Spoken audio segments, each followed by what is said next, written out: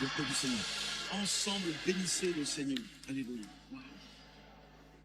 Dieu est bon. Amen. Oh, nous sentons sa présence aujourd'hui. Merci la chorale et Karim. Quel moment extraordinaire. Si vous êtes parmi nous ici, sur la 51e et Broadway, vous sentez sa présence. Bienvenue à ceux dans l'annexe, à ceux qui nous regardent depuis notre campus du New Jersey et à tous ceux que Dieu touche partout dans le pays et dans le monde entier. Nous accueillons 54 nations avec nous en direct en ce moment. Bienvenue au Malawi et au Kenya à tous. En direct avec nous, Tanzanie, Afrique du Sud, Libéria, Sierra Leone, Ghana, Éthiopie, Madagascar, Nigeria. Tous d'Afrique, bienvenue, que Dieu vous bénisse. Nous souhaitons la bienvenue à ceux d'Asie, au Japon et à la Malaisie. Nous souhaitons la bienvenue à Hong Kong, aux Philippines, à la Chine, à l'Indonésie et à Singapour. Nous souhaitons la bienvenue à l'Inde et au Bangladesh. Nous saluons l'Australie. En ce moment se joignent à nous la Russie et l'Ukraine. Au nom de Jésus, arrêtez cette guerre. Nous souhaitons la bienvenue à la Turquie, Pologne, Irlande, Écosse, Royaume-Uni, Pays de Galles, Roumanie, Norvège, Allemagne, Suède, Chypre, Pays-Bas, Finlande, Hongrie, Bulgarie, Grèce, Danemark, Malte, Italie. La France. Personne n'acclame les miens dans cette salle. Je vais vous donner une chance. Je vous donne une chance d'acclamer les miens. Laissez-moi relire. Revenez à la diapo d'avant. Je vais leur donner une autre chance. Nous souhaitons la bienvenue à la Grèce, au Danemark, à Malte, à la France et à l'Italie. À tous les Italiens qui nous regardent, merci. Merci de me faire sentir apprécié. Nos voisins du Nord, bienvenue au Canada. Nos voisins du Sud, bienvenue au Mexique, Cuba, Haïti, Trinité, Jamaïque, Costa Rica, Sainte-Lucie, Panama, Guyane française, Saint-Vincent et les Grenadines, Barbade, Brésil, Saint-Martin, République dominicaine, Nation Navajo et Porto Rico. Soyez les bienvenus, vous tous, quelle bénédiction. Et ceux qui nous regardent de quelques 40 États différents à travers les États-Unis, qui sont avec nous en ce moment même. Je veux m'adresser aux nations juste un instant. C'est au moins une bonne nouvelle, je pense, qui nous rapproche encore plus. Enfin, après tant de travail de notre équipe financière, notre système de dons internationaux est enfin sécurisé. Il y a des gens qui ont voulu se joindre à nous en dehors des États-Unis, qui n'ont pas pu faire de dons. Mais maintenant, nous avons travaillé avec notre plateforme de dons PushPay pour assurer un moyen fiable et sûr de donner. Merci d'être nos partenaires. Vous savez ce que nous faisons. Même pour le Fonds Vision, nous sommes si reconnaissants d'installer des murs LED à Broadway. Il y en a 24. Nous y travaillons. Donc, notre Fonds Vision pour lequel nous croyons et nous savons que Dieu va pourvoir. Laissez-moi juste dire ceci. Chaque fois que nous mentionnons des chiffres, ce n'est pas pour mendier. Laissez-moi juste dire ceci. Dieu va le faire. Que les gens donnent ou non, c'est entre les mains de Dieu. Donc, je vous donne juste une mise à jour. Donc, avec ce que nous voulons faire à Jérusalem, aux Nations Unies, les murs LED à Broadway, avec toutes nos chaînes linguistiques, il nous en reste 3. Je regarde par ici. Il nous reste le russe, le portugais, le français et le bengali. Oui, c'est bien ça. Tout cela va être lancé. Et donc, je pense que jusqu'à présent, sur les 2 millions que nous investissons dans le Fonds Vision, 800 000 $ ont été reçus. Alors, merci de faire partie de cela. Donc, c'est tout. On est en route pour le milliard. Le 9 juin est très important. C'est le dernier jour de notre série de prières. Venez à l'église en basket, s'il vous plaît. Je vous demande de venir en costume et en basket. Si vous êtes plus âgé, c'est cool. Si vous êtes plus jeune, c'est déjà votre style. Alors venez en basket, car voici ce qu'on va faire. Nous allons, juste après, si vous venez à 10h, aller déjeuner, puis vous revenez. Ensuite, nous sortirons de 3 à 6 heures. Il y aura des équipes et vous, dans tout le pays et le monde entier, vous recevrez vos ordres de marche. Nous parcourrons les rues. Nous allions faire les 5 arrondissements. C'était un peu compliqué, mais ça viendra. Alors, préparez-vous. Nous allons parcourir tout Manhattan, le couvrir de prières. Nous allons prier. Écoutez, ce ne sera pas bizarre. Nous allons vous montrer quoi faire. Je veux que vous participiez. Ensuite, nous reviendrons ici à 6 heures pour une réunion de prière de 2 heures et prierons pour les gens à cet hôtel. Ce sera une soirée puissante de ce que Dieu va faire. Je veux que vous veniez. Venez à l'église en basket la semaine prochaine. Notre série, parce que vous avez prié. Nous avons parlé de la prière d'Ézéchias. Il a prié, Dieu a envoyé une protection angélique et a délivré une nation. Et beaucoup d'entre nous l'ont expérimenté en ce lieu. La prière exaucée. Combien ont prié et ont vu Dieu intervenir pour eux? Beaucoup d'entre nous. Mais aujourd'hui, il y a une autre expérience dont nous devons parler aujourd'hui. Nous avons aujourd'hui et la semaine prochaine. Que se passe-t-il quand on prie pour un ange et qu'aucun ange ne vient? Je veux vous parler de la prière non exaucée. Je veux vous parler de l'émotion. Il y a une émotion liée à ça quand on a prié et qu'il n'y a pas d'intervention angélique. C'est de ça que je veux vous parler aujourd'hui. Que faire quand mes prières ne semblent pas être entendues? Quand j'ai prié et j'ai demandé à Dieu, j'ai crié et j'ai pleuré et il semble que ça ne dépasse même pas le plafond.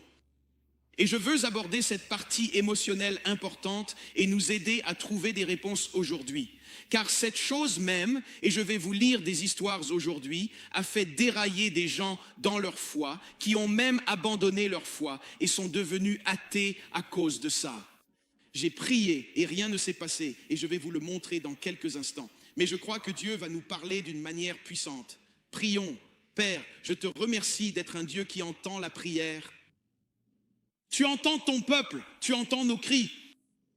Et donc, Père, dans les prochains instants, il y a des gens ici qui nous regardent en ligne dans le monde entier, avec moi sur l'estrade, dans la chorale, au balcon, à l'annexe, sur le campus du Jersey, qui ont prié et qui attendent encore, et attendent. Certains ont prié et rien ne s'est passé. Le contraire s'est produit. Et Père, cela a soulevé des questions.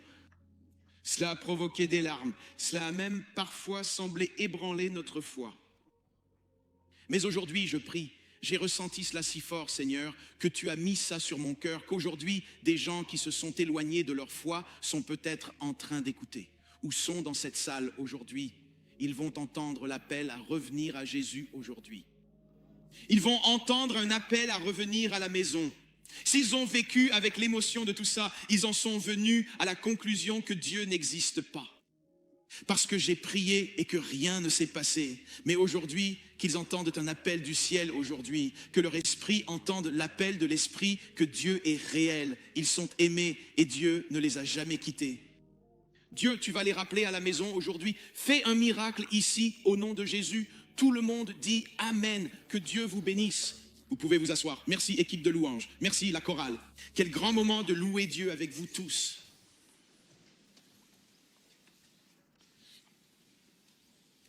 Quand mes prières ne semblent pas être entendues, j'ai demandé la guérison de mes proches et ils sont décédés.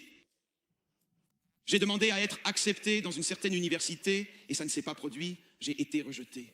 On m'a ignoré, oublié. J'ai demandé cette promotion. On ne m'a pas choisi. J'ai demandé un enfant. Il semble que tout ce que j'ai eu, c'est une fausse couche. Et j'ai demandé un mari. Et tout ce que j'ai reçu, ce sont des années de solitude. Que faites-vous quand vous sentez que vos prières ne vont nulle part? Quand vous avez l'impression d'avoir presque atteint un plafond, vous avez l'impression que personne n'écoute. Il y a une image que la Bible nous donne de ce sentiment. Nous dirions quelque chose comme, aux États-Unis, j'ai l'impression que mes prières ne dépassent pas le plafond ou qu'elles ne cessent de rebondir sur le plafond et de me revenir. David, dans le psaume 35, 13, l'appelle ainsi. Écoutez bien, il dit, ma prière revenait toujours dans mon sein. Voilà l'image. C'est j'appelle et ça me revient directement. J'appelle et rien ne se passe. Quelle image! En fait, la version Summer enlève l'image dans ce verset, la nouvelle version internationale, et énonce le problème. Elle prend ce verset et, selon le traducteur, mes prières me sont revenues sans réponse. C'est brut et c'est réel parfois. Je préparais une autre direction aujourd'hui pour vendredi soir et samedi. Ces versets me sont venus au cœur et on dit, et j'ai ressenti que nous devions aborder ce sujet. Nous avons parlé de Dieu qui intervient, agit et fait des choses extraordinaires. Mais il y a des moments où il semble que nos prières nous reviennent, qu'elles rebondissent sur le plafond. Nous n'avons pas d'ange quand il le faut. Et les gens sont offensés, se mettent en colère. Certains ici ou en ligne ont arrêté de prier, car Dieu n'a pas répondu à leurs prières et nous avons arrêté de parler. Laissez-moi vous poser cette question pour nous rendre tous heureux. Que se passerait-il si Dieu répondait à toutes les prières que vous avez faites? Vous seriez marié à votre professeur de CE2. Vous seriez dans tous ces états, tout. Et voici le truc, Dieu ne peut pas faire ça. Écoutez-moi attentivement. En répondant à toutes les prières possibles, en effet, Dieu abdiquerait son trône et nous remettrait le monde. Il ne peut pas faire ça. Et les amis, et l'histoire le montre, comment nous avons géré, les nations ont géré, les gouvernements ont géré, même un pouvoir limité. Nous avons mené des guerres, commis des génocides, redéfini ce que Dieu a posé comme fondement de la société. Et ça le montre avec le pouvoir limité que Dieu nous a donné. Nous avons corrompu cela. Pouvez-vous imaginer si Dieu disait « Tout ce que vous priez, je vais vous le donner. Laissez-moi être clair. » Dieu n'est pas un génie, il est un père. C'est ce qu'il est. Il est un père. Je ne suis pas vraiment sûr que Bill Watterson savait exactement ce qu'il faisait. Je ne fais pas ça souvent, mais je suis tombé là-dessus. Je me dis, c'est assez profond.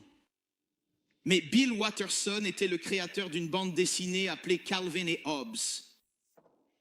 Et c'est l'histoire d'un petit garçon et de son ami imaginaire, un lion.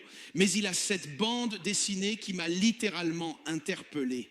Et la prière en était le sujet. Dans Calvin et Hobbes, c'est la fin novembre et un petit garçon attend avec sa luge la première grosse chute de neige. Il attend et il n'y a que de l'herbe brune et pas de neige. Et la case dit ceci, il dit « Si j'étais aux commandes, on ne verrait jamais d'herbe entre octobre et mai. » Et en regardant le ciel, il fait 3, 2, puis neige, rien ne se passe. Alors il crie au ciel, j'ai dit « Neige, allez, neige !» Et complètement dégoûté par l'échec de Dieu, il dit « D'accord, alors ne neige pas.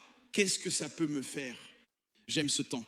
Gardons-le pour toujours. Mais tout à coup, dans la case suivante, dans son défi, dans la case suivante, on voit le petit garçon à genoux qui dit « S'il te plaît, qu'il neige. J'attends. Donne-moi 20 cm. Donne-moi 15 cm. Donne-moi des flocons. » Et finalement, voici ce qui est profond. Le petit garçon est épuisé. Il n'a plus d'énergie. Sa prière reste sans réponse. Il n'y a pas de neige en vue. Et la dernière case a une signification plus profonde. Et je ne suis même pas sûr que le créateur de la BD en ait conscience. Et voici ce qu'elle dit. Le petit garçon est à genoux, pas de neige. Et il dit, tu veux que je devienne athée? Pensez-y un instant. Parce que ce qui semble être une bande dessinée, en réalité, la menace de Calvin n'est pas seulement réelle, elle se produit. Ça arrive à des gens formidables. Ça arrive aux gens qui prient. Ça arrive aux gens de foi qui prient pour quelque chose. Et peut-être que ce n'est pas aussi futile que de la neige. C'est la guérison, pas de cancer, de bons résultats, un bébé, un travail. J'ai besoin d'un miracle. Et quand ça n'arrive pas, alors tout à coup, ce que Bill Watterson a dit commence à devenir pas seulement une bande dessinée, mais ça devient une réalité. Ça devient émotionnel. J'ai lu 3 histoires cette semaine et ce qu'elles représentent, ce sont 3 des plus grandes industries qui ont un impact. Les médias, la technologie et la science. Et 3 personnes ont ressenti le souffle du psaume 35, 13, comme si le souffle de David qui traversait cette prière semblait véritablement rebondir sur le plafond avec eux. Et parce qu'elle est restée sans réponse, leur menace, comme celle du petit garçon Calvin qui dit « Que veux-tu que je devienne un athée ?» Et au lieu de cela, par conséquent, puisqu'ils pensaient que Dieu n'écoutait pas, ils ont pensé que Dieu n'existait pas et ont choisi que ce soit leur réponse à la prière non exaucée. Pas d'ange, pas de guérison, rien ne s'est passé. Il a lu sa Bible 2 fois, prié 1 heure par jour pour la guérison de sa sœur et voulait être missionnaire. Selon ses mots, je suis né de nouveau.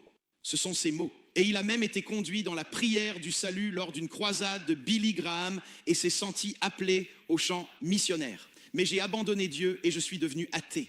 En fait, il a décrit le christianisme comme une religion pour les perdants. Le magnate des médias, Ted Turner, fondateur de CNN, a dit cela. L'homme qui voulait être missionnaire, l'homme qui est né de nouveau lors d'une croisade de Billy Graham, il a dit « J'ai perdu la foi quand j'ai vu ma petite sœur Mary Jean mourir des complications d'un lupus. » Il a dit qu'elle a été malade 5 ans. Avant qu'elle ne décède, je criais à Dieu pour sa guérison. Il a dit, quand elle a été enterrée, il a pensé, le christianisme n'avait pas de réponse pour moi. Alors ma foi a été ébranlée, elle était malade, et j'ai vu la maladie la détruire. Et il a dit, il a prononcé ces mots, il a dit, Turner a parlé de manière factuelle des conséquences de sa maladie et de ses prières sans réponse sur sa vie. Il a dit, si Dieu existe, pourquoi laisserait-il ma sœur souffrir et pourquoi n'exaucerait-il pas ma prière? En gros, il disait que sa prière semblait lui revenir. Elle rebondissait sur le plafond. Maintenant, l'homme qui a lu sa Bible, qui a prié, est aujourd'hui athée. Je pense que parfois, je veux juste m'arrêter ici une seconde, parce que c'est là que ça devient émouvant. Parfois, et je veux m'adresser à vous, ceux qui sont sur les campus universitaires, ceux qui sont professeurs, ceux qui travaillent au milieu, surtout dans notre société, en plein cœur d'endroits qui sont même anti-chrétiens. Je l'ai découvert avec les gens à qui j'ai parlé. Le plus grand tremplin vers l'athéisme et l'agnosticisme, c'est quand les gens se sentent abandonnés par Dieu. Écoutez-moi un instant.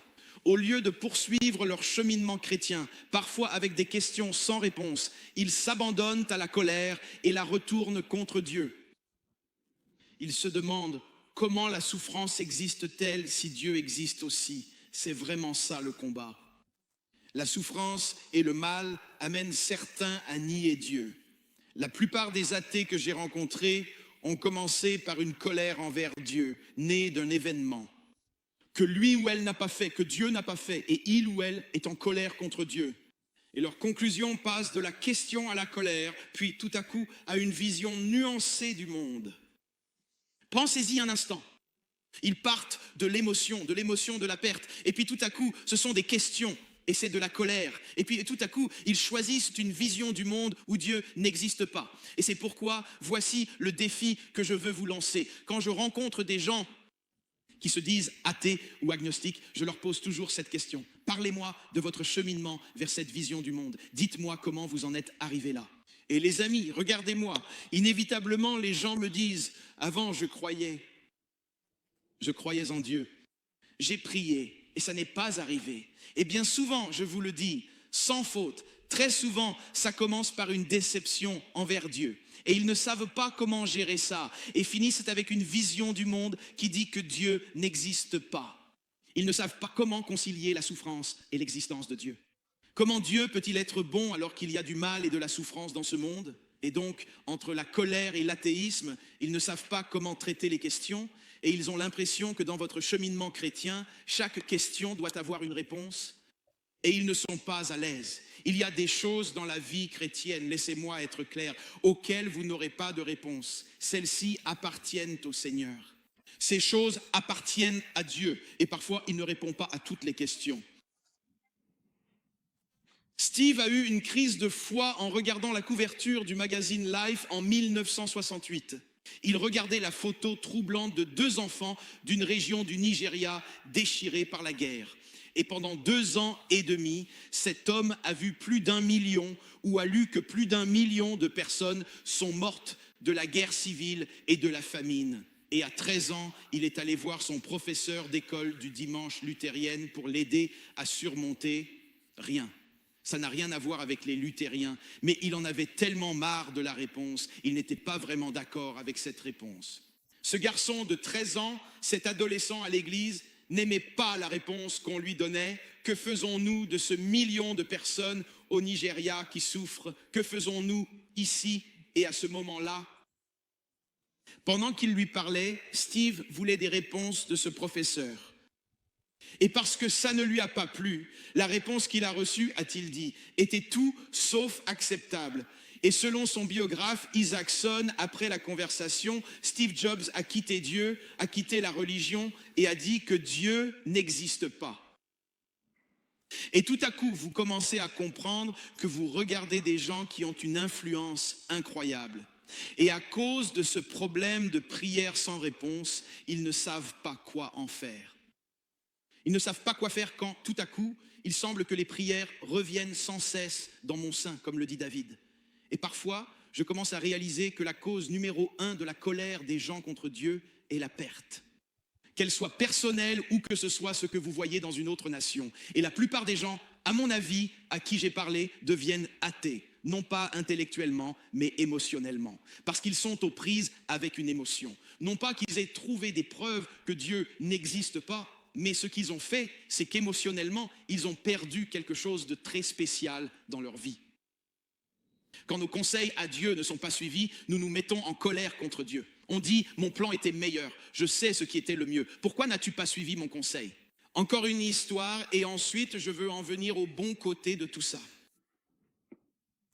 Quand Cindy et moi partons, prenons du temps pour nous et partons en vacances. Je prends du temps, des livres éclectiques, juste pour lire et pour me vider l'esprit. Et j'ai pris une biographie, un livre historique sur quelqu'un dont je n'avais jamais rien lu de ma vie.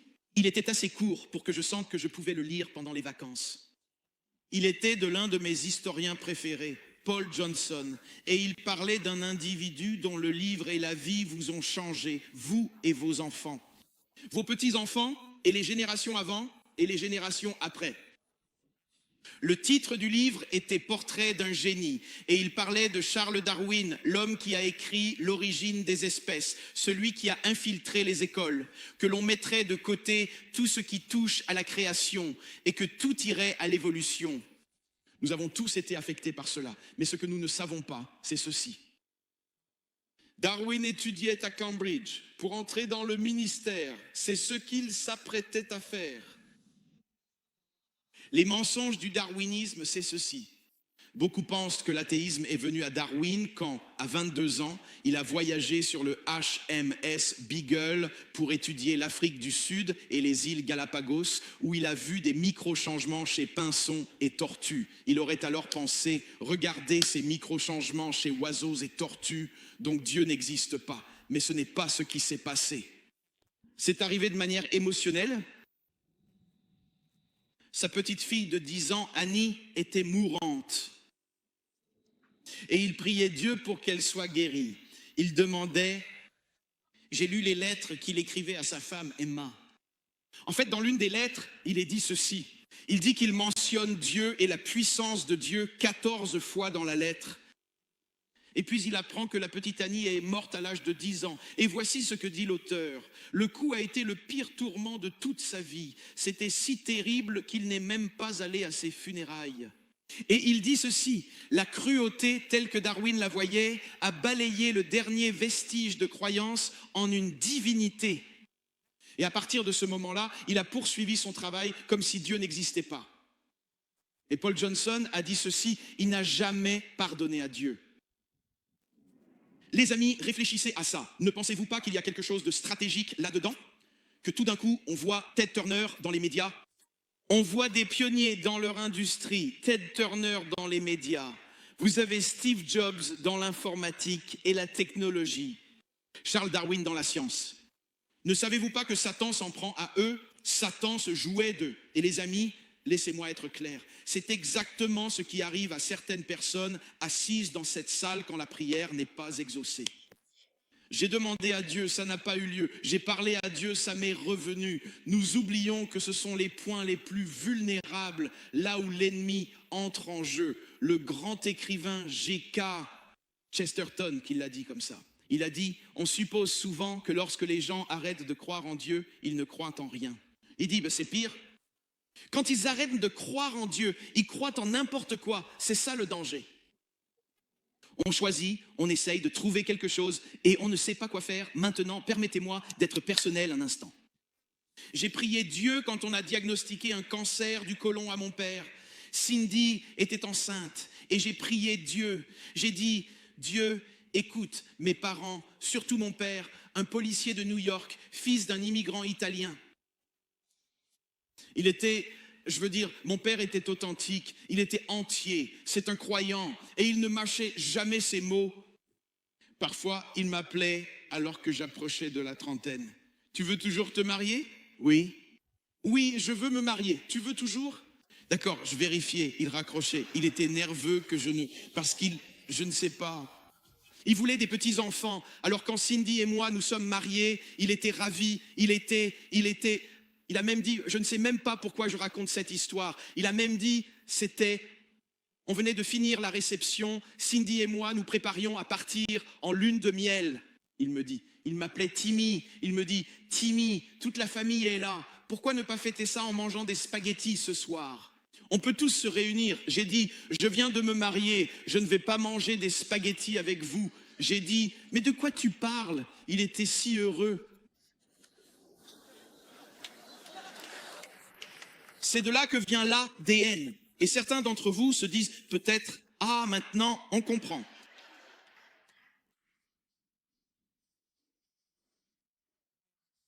Quand on lui a diagnostiqué un cancer du côlon, Cindy était enceinte de Christian. Et j'ai demandé une chose à Dieu. J'ai dit, garde-le en vie pour qu'il voie mon fils. Garde-le en vie juste pour qu'il voie mon fils. J'ai dit, cet homme a attendu que je me marie. Je ne me suis pas marié avant l'âge de 33 ans. C'était l'année où Jésus est mort.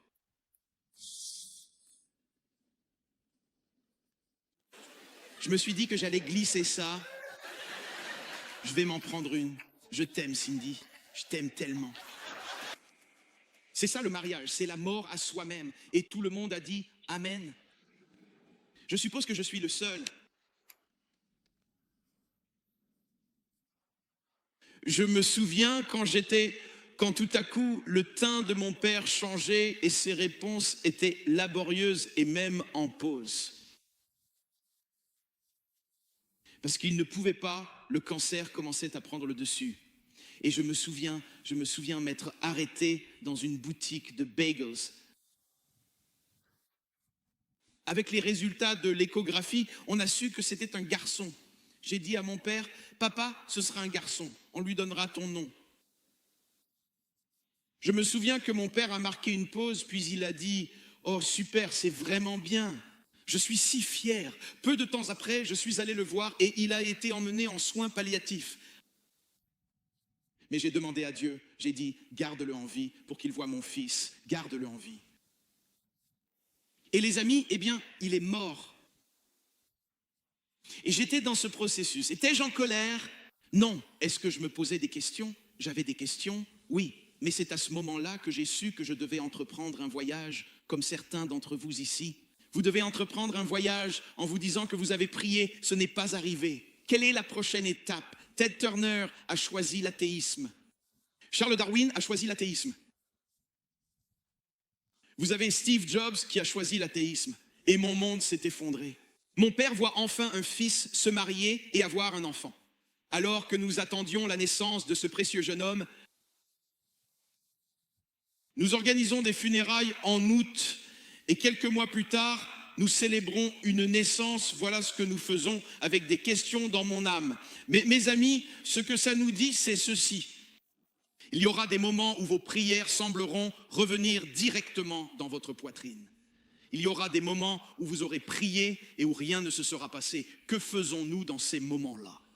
C'est émouvant. Certains d'entre vous sont assis ici aujourd'hui et votre monde a été brisé. Je veux vous accompagner à travers cela et conclure avec l'histoire d'une sœur dont le frère mourant sait que le guérisseur peut le sauver et qui lui demande Elle lui demande de venir et il ne vient pas quand on l'appelle et il meurt. C'est l'histoire de Lazare, c'est dans Jean chapitre 11. Je ne pense pas qu'il y ait une meilleure histoire dans le Nouveau Testament qui illustre. Je t'ai appelé, tu n'es pas venu. Je t'ai appelé quand il était malade pour le guérir. Il n'est pas venu, il est mort. Et je veux vous montrer quelle est la réponse.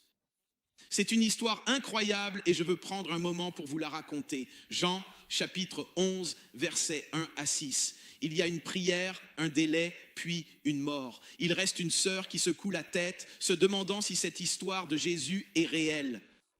Laissez-moi vous la lire. Un homme, Lazare de Béthanie, le village de Marie et de sa sœur Marthe, était malade. C'était Marie qui avait oint le Seigneur de parfum et essuyé ses pieds avec ses cheveux, dont le frère Lazare était malade. Les sœurs envoyèrent quelqu'un lui dire « C'est la partie de la prière. Nous allons transmettre le mot au guérisseur et à Jésus. » Nous l'avons vu, les estropiés ont marché, les aveugles ont vu. Nous avons vu des gens. Lazare n'est pas le seul à avoir été ressuscité des morts. Nous avons vu cela arriver avec une veuve de Naïn. Nous avons vu des miracles se produire. Sûrement que nous serons placés en haut de la liste. Parce que regardez ce qu'elle met dans le mot ou dans sa prière. Seigneur, voici celui que tu aimes est malade. Cela va vraiment l'atteindre, c'est certain. Ajoutez ça. Ce n'est pas comme si Lazare était malade. Ajoutez ça. Et j'ai oint tes pieds de mes larmes. Et Lazare, que tu aimes, est malade. Boum, mettez ça tout en haut de la liste. Ça arrive. Mais quand Jésus entendit cela, il a couru. Il dit, cette maladie n'est pas mortelle, mais pour la gloire de Dieu, afin que le Fils de l'homme soit glorifié. Or, Jésus aimait Marthe et sa sœur et Lazare. C'était réciproque. Je les aime vraiment. Quand il a appris qu'il était malade, voici le problème. Il ne court pas. Il ne saute pas dans le premier train. Il reste 2 jours de plus là où il est actuellement pour le moment. De quoi? Vous parlez d'une prière qui revient? Réfléchissez à ça. Le retard de 2 jours de Jésus est ce qui a causé le plus gros problème, c'est-à-dire la mort. Son retard a transformé la maladie en funérailles, une simple visite à l'hôpital en un véritable service funèbre. Dans Jean 11, vous allez voir, à mon avis, l'étoffe d'une Steve Jobs et d'un Ted Turner ici, chez l'une des 2 sœurs, dans leur foyer. Parce que ce verset difficile de Jésus, lorsqu'il apprend qu'il est malade, est très marquant. Et il attend. Et il est simplement dit, après avoir attendu et entendu la supplique pour la maladie, la prière, l'appel, viens, mon frère est malade. Il attend 2 jours et puis il apprend qu'il est mort. Et Jésus leur parle franchement et dit simplement aux disciples, il est mort. Je pense que lorsque Jésus a dit ces mots aux disciples, qu'il était mort, je dois croire qu'aux funérailles de Lazare, Marthe a eu son moment psaume 35. J'ai prié et je n'ai rien eu. C'est ce qu'on est amené à croire. J'ai fait dire à Jésus qu'il était malade, je sais qu'il l'a reçu. J'ai fait dire à Jésus et je n'ai rien eu. Mon frère meurt, j'ai offert la prière. Prière renvoyée. La prière disait retour à l'envoyeur. Et plus personne n'habite ici. Mon frère est parti. Je l'ai fait à temps. J'ai dit mon père a un cancer du côlon. Je ne veux pas faire de funérailles. Je veux célébrer la naissance de mon fils avec mon père.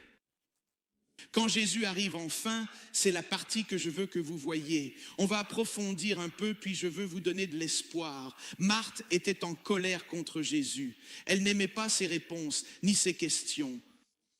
Regardez Jean 11, 21. Marthe dit alors à Jésus, « Seigneur, si tu avais été ici, mon frère ne serait pas mort. Même maintenant, je sais que tout ce que tu demanderas à Dieu, il te le donnera. » Je ne pense pas qu'elle essayait d'être théologique. Je pense qu'elle voulait dire, tu aurais pu être ici.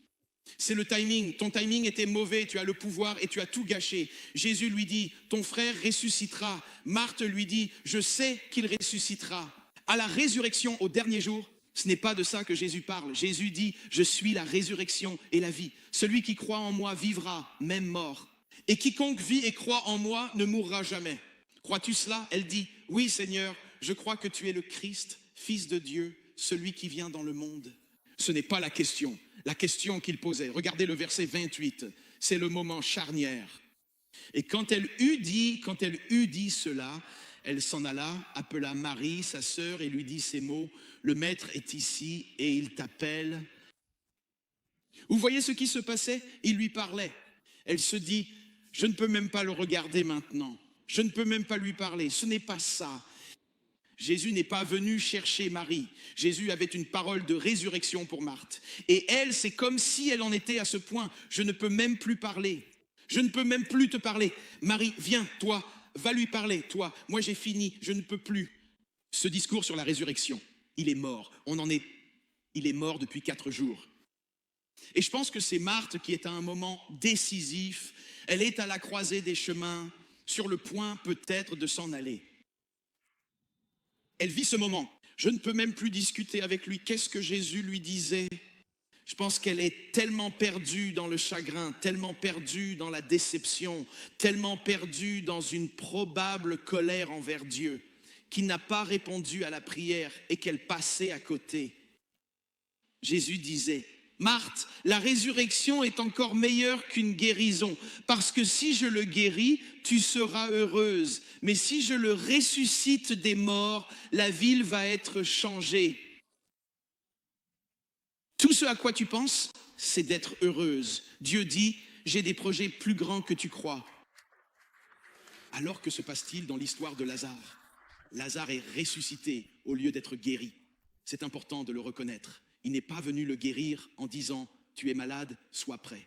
Sinon, on aurait juste Lazare qui fait « ou » et Marthe et Marie qui font « youpi ».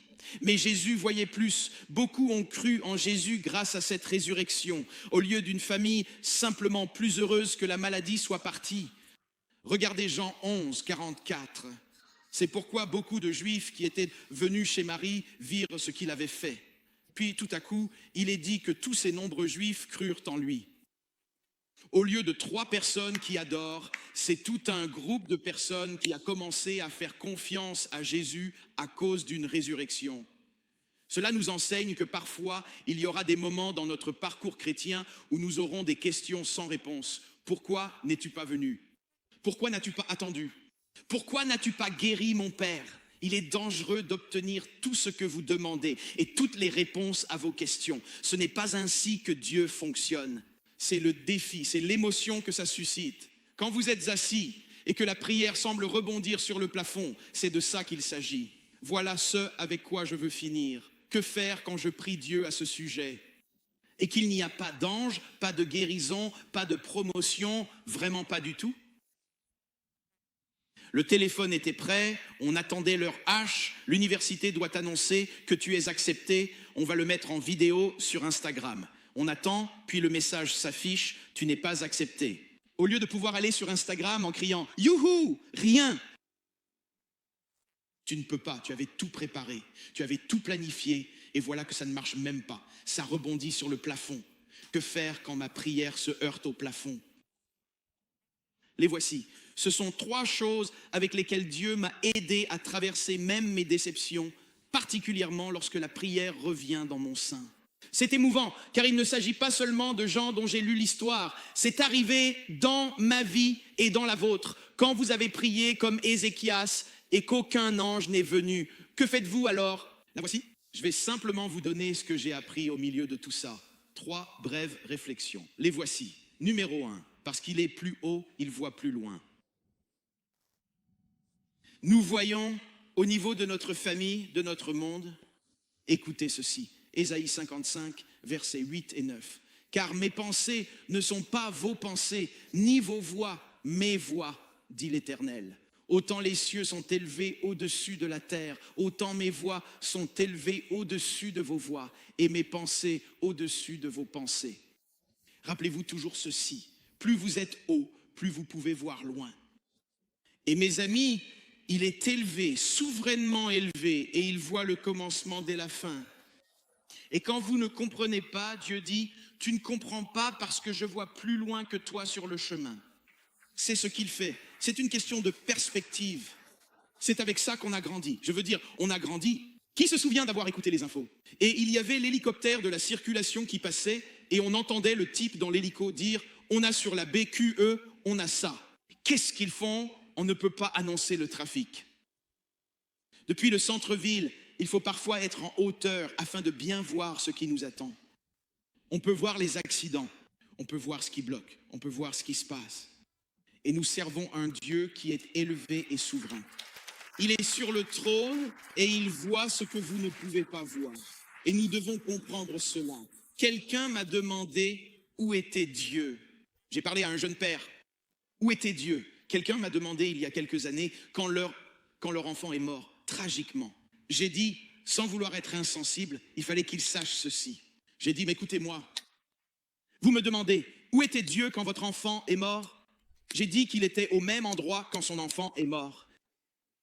Il était sur le trône et il regardait. Ne pensez pas qu'il n'était pas là. Il était là et il a vu son fils mourir. Pourquoi? Il voit ce que nous ne pouvons pas voir. Il sait ce que nous ne savons pas. Il est élevé et souverain et nous lui faisons confiance aujourd'hui, car il voit ce que nous ne pouvons pas voir. Numéro 2, parce qu'il est bon, il ne peut faire que ce qui est bon. Psaume 119, verset 68, dit ces mots, « Tu es bon et ce que tu fais est bon. Voilà qui tu es et donc voilà ce que tu fais. » Quand nous interprétons mal ce qui nous arrive, nous ne voyons le bien que de notre propre monde, de notre propre perspective, alors que Dieu voit le bien pour un plus grand auditoire. Pour Marie et Marthe, le bien c'était « guéris mon frère ». Pour Dieu, le bien c'était « ressuscite ton frère ». C'était ça. Donc dans leur monde, la prière n'a pas été exaucée. Dans leur monde, Marie et Marthe étaient en colère contre Dieu. Dans leur monde, c'était « j'ai appelé, tu n'es pas venu ». Mais sans jamais réaliser que non seulement ses voix sont plus élevées, mais que quoi que Dieu fasse, il est bon et ne peut faire que ce qui est bon, parce qu'il voit les choses d'une perspective différente. Je vous ai parlé mardi soir d'Amy Carmichael, celle qui a commencé vraiment à lutter contre le trafic sexuel d'humains. Elle l'a fait en Inde. Et Amy Carmichael a écrit, quand je grandissais et que j'avais cette relation avec Dieu, elle a dit que la prière que Dieu n'exauçait pas, c'est ce qu'elle a écrit dans sa biographie. J'ai prié pour que Dieu change la couleur de mes yeux. Je détestais mes yeux. Je voulais des yeux bleus pour être mignonne. Et elle dit, Dieu n'a jamais exaucé cette prière. Il m'a donné ces affreux yeux marrons. Et plus tard, elle dit, quand je suis allée en Inde pendant ces 50 ans, en tant qu'Amy plus âgée, j'ai commencé à remercier Dieu de ne pas avoir exaucé ma prière. Parce que j'ai réalisé que si j'étais entrée à cause de ma couleur de peau et de mes cheveux, mais que si ces yeux bleus avaient été là, ils m'auraient vue différemment, comme une étrangère. Et qui aurait cru que des yeux marrons seraient les yeux dont j'aurais besoin pour sauver ces petites filles de tout ce trafic sexuel qui existe là-bas? Vous l'avez vu, comme si Dieu n'avait pas exaucé ma prière pour avoir des yeux bleus. Parce que Dieu voyait plus loin qu'Amy dans cette situation. Il est bon et ne peut faire que le bien. Maintenant, voici notre conclusion. Et c'est un peu émouvant pour moi. Il est bon et il ne peut faire que le bien. Parce qu'il est élevé, il voit plus loin. Je vous donne la troisième chose alors que le groupe arrive. Voici la dernière. Parce qu'il est parfait, vous n'avez pas besoin d'avoir toutes les réponses. Il est parfait. Vous savez, il y a une chanson que nous avons déjà chantée ici. C'est la chanson Barry, tu la connais. Bon père, bon père. Et on arrive à ce pont qui dit ceci. Tu es parfait dans toutes tes voies. Tu es parfait dans toutes tes voies. Ce ne sont pas que des paroles, c'est l'écriture. Écoutez le psaume 18:30. Quant à Dieu, sa voix est parfaite. La parole de l'Éternel est sans défaut et il est un bouclier pour tous ceux qui se réfugient en lui.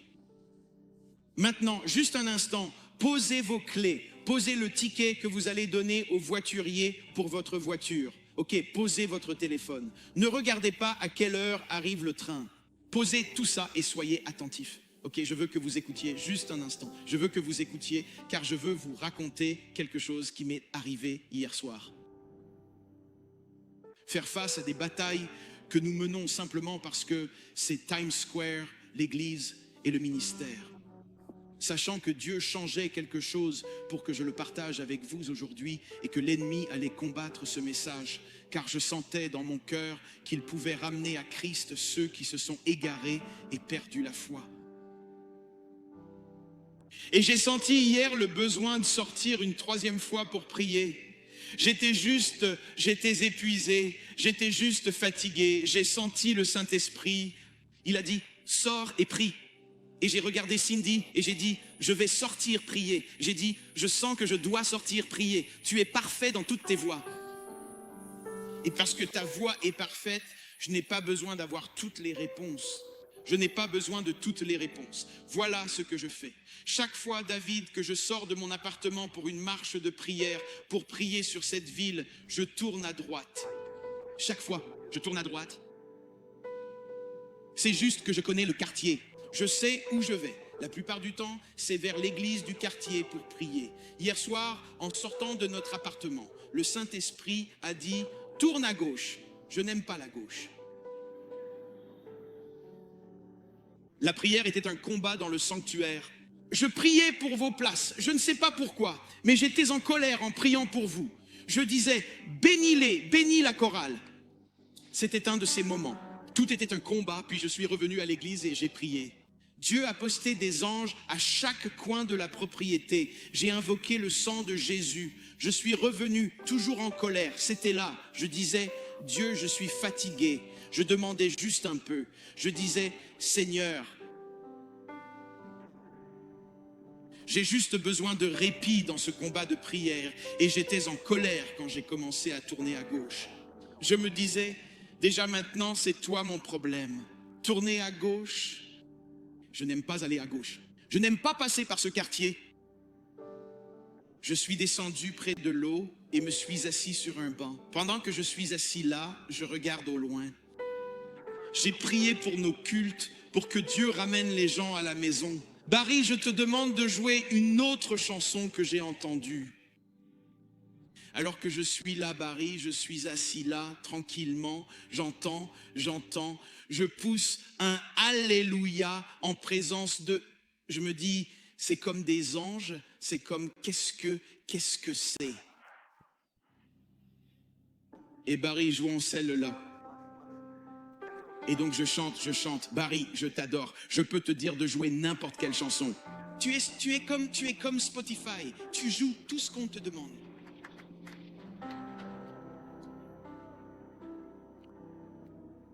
Et je regarde, je me suis levé et je me suis dit, Seigneur, d'où vient ce son?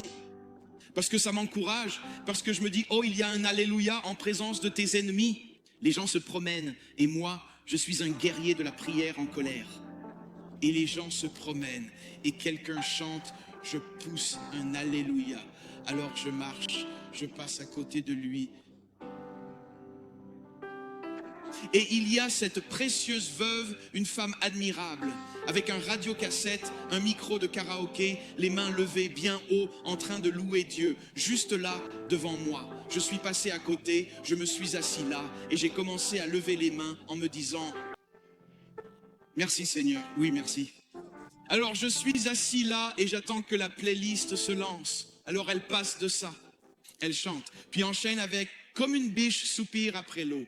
Je me dis, ne joue pas ça. Reste sur la chanson que tu es en train de jouer. Tu peux jouer toute la liste si tu veux. Elle commence, enchaîne, soudain j'ai les mains levées sur comme une biche soupire. Et tout à coup, elle s'est enhardie. Et puis elle enchaîne avec gloire, gloire Jésus, ton micro. Et je me dis, Seigneur, c'est incroyable. Et puis, frère Vicky, il se lance dans la dernière chanson que toi et Léa venez de faire sur Mon Dieu est puissant.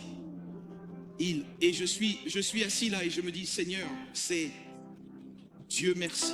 J'ai tourné à gauche, je dis Dieu merci, j'ai juste tourné à gauche. Je me suis dit de m'asseoir ici. Et donc j'ai juste remercié Dieu. J'ai juste senti que mon temps était écoulé. Dieu, merci, m'a juste assez donné du repos à ce moment-là. Alors que je regarde cette dame, au milieu de ses ennemis, pousser un Alléluia. Puis-je vous dire quelque chose? Parfois, il faut se rappeler que ces chansons ne sont pas toujours faites pour être chantées en cage. Ces chansons sont parfois faites pour la nature. Et je les ai entendues dans la nature. On est toujours ici à chanter. Comme une biche soupire après, mais essayez de la chanter au bord de la rivière avec les gens qui passent. On peut chanter ici, j'élève un Alléluia, et tout le monde sautille et fait son truc. Essayez de chanter ça quand personne n'en a rien à faire. Voyons voir si vous pouvez élever un Alléluia. Alors finalement, je suis juste passé. J'ai souri, j'avançais. Je n'avais besoin que de marcher. J'ai continué à marcher. Et puis, j'entends alors derrière moi le chant de la chorale de Karim. Je ne sais pas si c'était nous, mais c'était la chanson. Je vais vous dire ce que c'était. Je crois que je l'ai noté. C'était « Chantez vos louanges au roi ». C'est quoi? Chanter, c'est quoi? C'est celle-là, c'est celle-là. Dites-le. Dites-le plus fort. Oh, vous n'êtes pas obligé de le dire. Et je sens que la musique me suit. Cette dame s'est levée avec son radiocassette et elle me suit et... je marche et Dieu me dit, non seulement je vais te donner la louange dans le parc, je vais aussi chercher, elle est là, Farida est là, levez-vous, s'il vous plaît.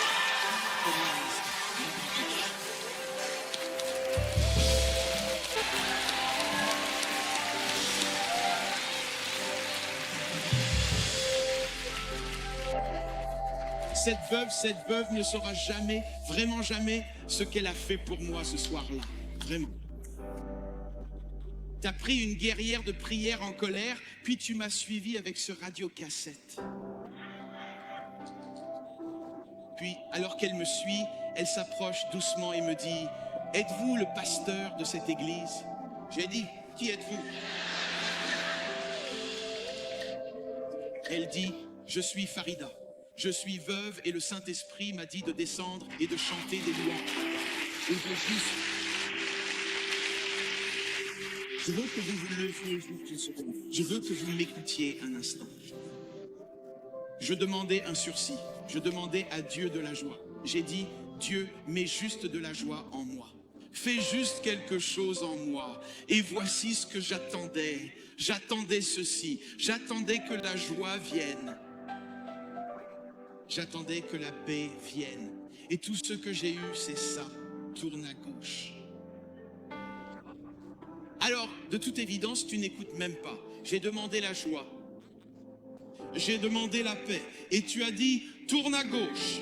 C'est ce que tu as dit. Et je descends. Et cette précieuse femme, elle ne chantera peut-être jamais sur une scène. Elle ne chantera peut-être jamais pour aucun d'entre vous ici. Mais ce samedi soir-là, le ciel s'est levé et a applaudi dans une ovation silencieuse alors qu'elle était divinement placée sur un banc juste à côté de nous.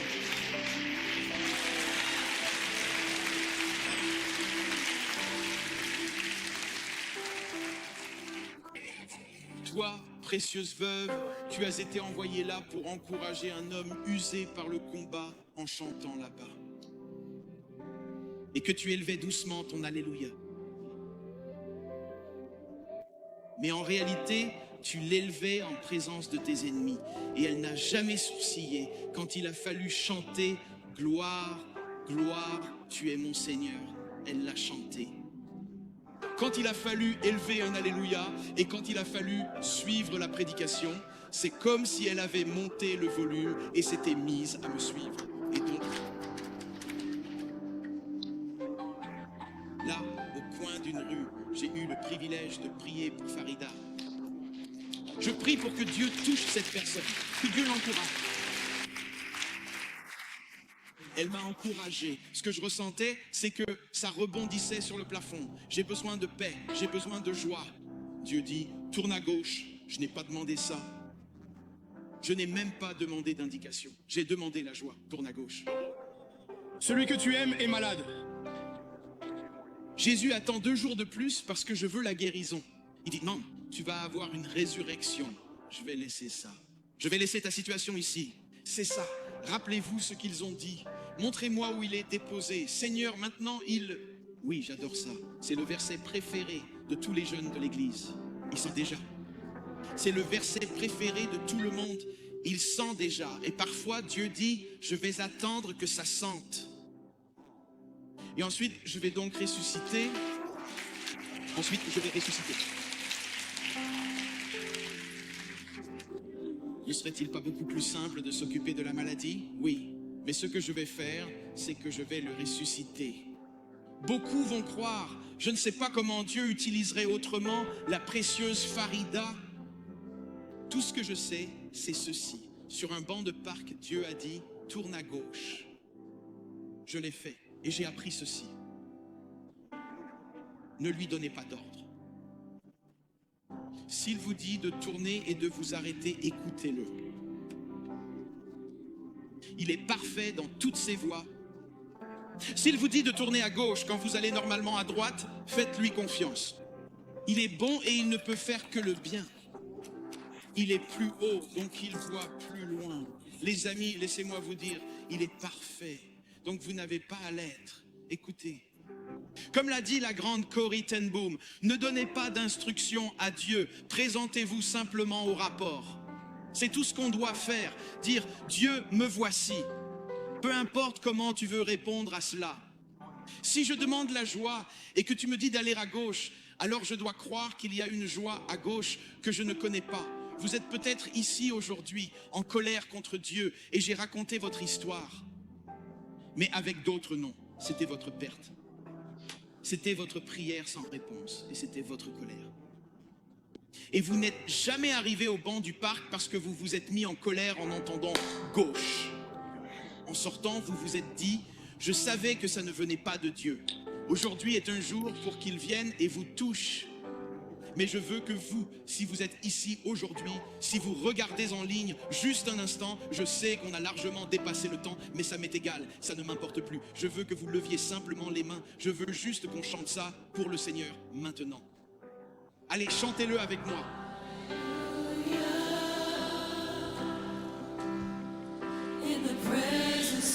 That's the song. That's the song I heard yesterday.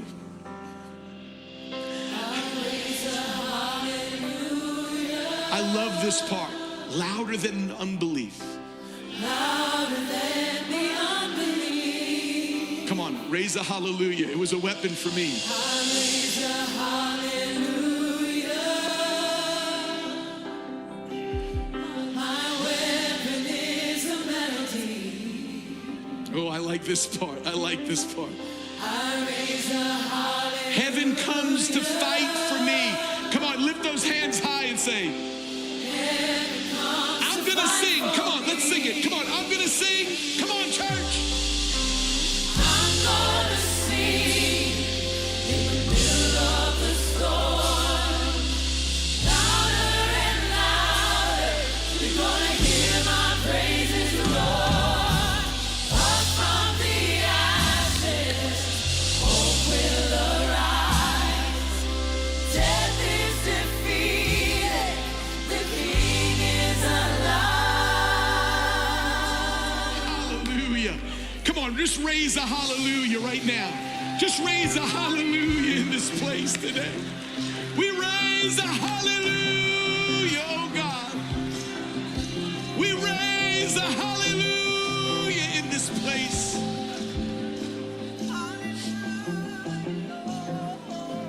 Oh, Jesus.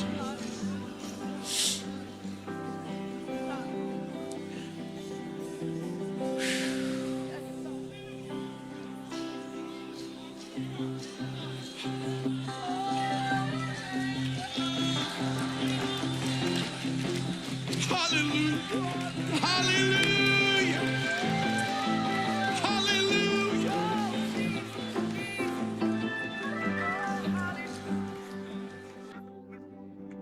En ce moment précis, j'élève un alléluia.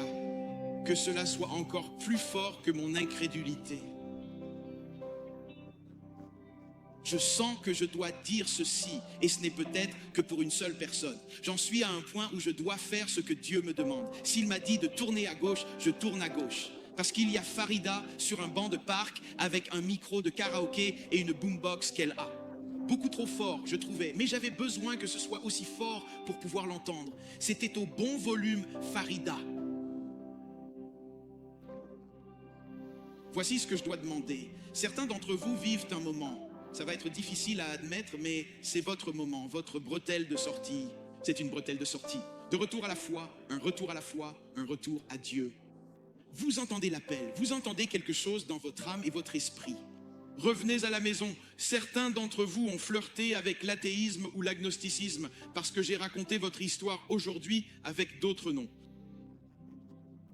Peut-être que c'est pour une personne et ça me va. Balcon, parterre, annexe, en ligne. Ceux qui nous regardent d'Australie, Japon, Singapour, Inde. Vous êtes en Ukraine, vous vous dites « j'ai prié ». J'ai prié pour que ma ville ne soit pas bombardée. Ceux qui nous regardent en direct d'Ukraine, vous vous dites « il ne m'a même pas entendu ». Et vous voilà. Mais si vous êtes ici aujourd'hui, je le ressens si fort. Et je pense que c'est pour ça qu'on m'a combattu. C'est un appel à rentrer à la maison. C'est un appel à rentrer à la maison. C'est un appel à y aller. Vous avez lutté avec l'agnosticisme et l'athéisme. Et aujourd'hui, vous ressentez quelque chose que vous n'avez pas ressenti depuis longtemps. Dieu vous rappelle, il vous rappelle. Si vous êtes ici et dites, Pasteur Tim, c'est moi, Dieu me rappelle chez moi. J'ai mené un combat, j'ai mené un combat. Si c'est votre cas, levez la main et dites, j'ai mené un combat. Je veux voir chaque main. Regardez ces mains. Au balcon, gardez-les hauts pour... Voici ce que je vous demande. Si vous avez levé la main, venez ici. Que vous soyez 10, 5 ou seuls, levez-vous de votre siège. Venez ici, descendez ce balcon. C'est votre appel à rentrer à la maison. Je veux que vous vous leviez. Si vous n'avez pas levé la main, vous êtes censé être ici. Levez-vous. J'ai lutté, j'ai été en colère contre Dieu. Mais Dieu vous appelle, allez, montez, venez ici. Vite, je vous veux. Dieu vous rappelle à la maison. Allez, allez, allez, n'hésitez pas à venir. Il vous rappelle, il vous attend patiemment. Allez, approchez. Je savais que je me battais pour des gens. Je savais que je me battais pour vous tous. Je me battais. C'est pour ça que j'avais besoin de Farida sur le banc. J'avais besoin de Farida sur le banc. Et certains d'entre vous, au balcon, on va vous attendre une seconde. Mais vous, devant moi, si vous vous dites, j'ai lutté, que cet athée, il vous rappelle à la maison. Il vous rappelle à la maison. C'est ce qu'il fait d'où ce combat avait lieu. C'est pour ça que la prière était horrible, jusqu'à ce que Farida entre dans ma vie. Juste vite, descendez, descendez. Je l'ai fait. Je me disais, Dieu, je le ferai pour une personne. J'arrêterai tout pour elle.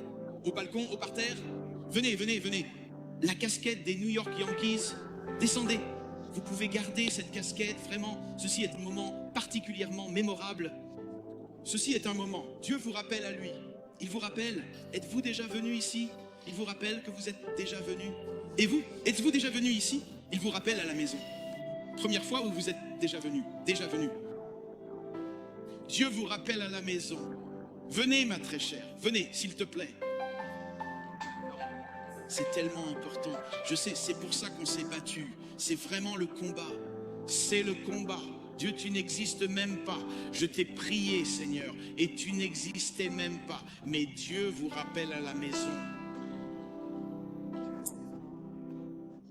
Sandra, Sandra, je veux vous demander, je veux que vous posiez la main sur cette précieuse petite fille ici. La touche de Dieu, il y a quelque chose ici même et Dieu va vous toucher maintenant. Je veux prier pour vous. Oui. Amen, que Dieu vous bénisse. Je veux prier pour vous maintenant. Vous voilà. Allez, venez. Je suis si heureux que vous soyez venus. Étiez-vous au balcon? Vous êtes arrivés. Vous êtes contents de tout ce qui s'est passé. C'est génial. C'est pour ça qu'on s'est battu. Oui. C'est pour ça qu'on s'est battu. Dieu vous rappelle à la maison. Les larmes que vous sentez, des sentiments que vous n'aviez pas ressentis depuis longtemps. Et nous voulons vous couvrir de prières maintenant. Il vous rappelle à la maison. Il vous rappelle à la maison aujourd'hui. Église, voudriez-vous tendre les mains vers eux? Nous allons prendre un moment ici et peut-être ne pas crier Alléluia, mais nous allons élever une prière pour eux maintenant. Voulez-vous prier pour eux? Priez pour eux. Dites simplement, Dieu, montre-leur que tu es bon et que tout ce que tu feras dans leur vie est bon. Tu ne peux que leur faire du bien maintenant. Tu ne peux que leur faire du bien.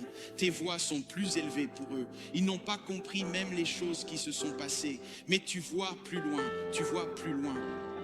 Certains ont subi des pertes incroyables dans leur vie.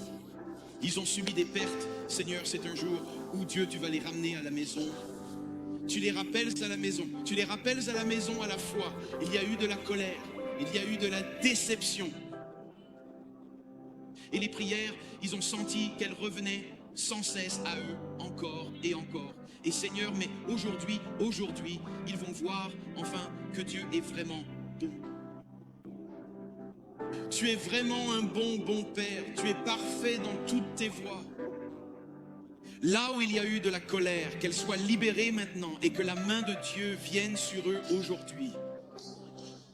Dieu, le Saint-Esprit, va faire quelque chose. Ce sont des larmes. Ce sont des larmes, c'est l'émotion. La colère se transforme en amour. La colère se transforme. La colère se transforme. Et Dieu, en ce jour, ce sera le jour où le cheminement recommencera avec Dieu aujourd'hui. Et juste un instant, ceux qui sont à cet autel, voulez-vous vous joindre à moi? Vous ne serez pas les seuls à chanter ça, mais on y reviendra. Ce chant m'a donné de l'espoir hier soir. Vous ne le savez peut-être pas, mais je veux qu'on le chante encore avant de finir. Ce sera notre dernier chant, car on a dépassé le temps. Mais c'est ce que nous étions censés faire aujourd'hui. Alors, juste un instant. Alors que vous levez les mains, dites simplement, j'élève un Alléluia. Allez, dites-le en présence de mes ennemis. That's the song. That's the song from the bench.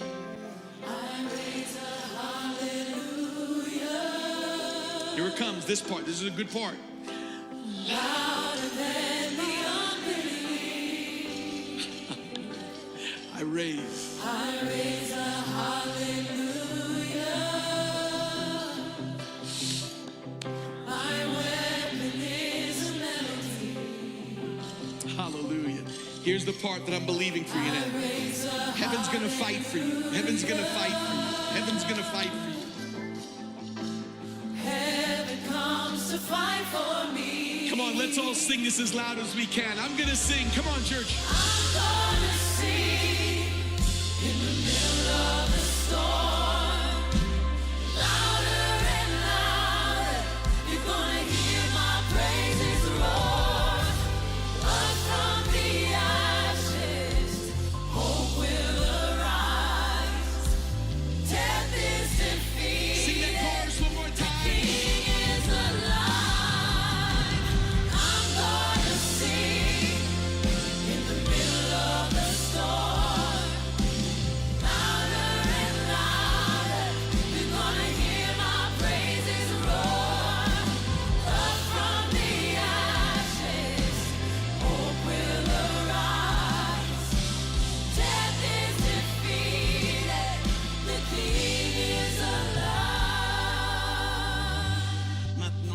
Prier pour vous. Dieu, je te remercie. Tu es plus haut, donc tu vois plus loin. Tu es bon et tu ne peux faire que le bien.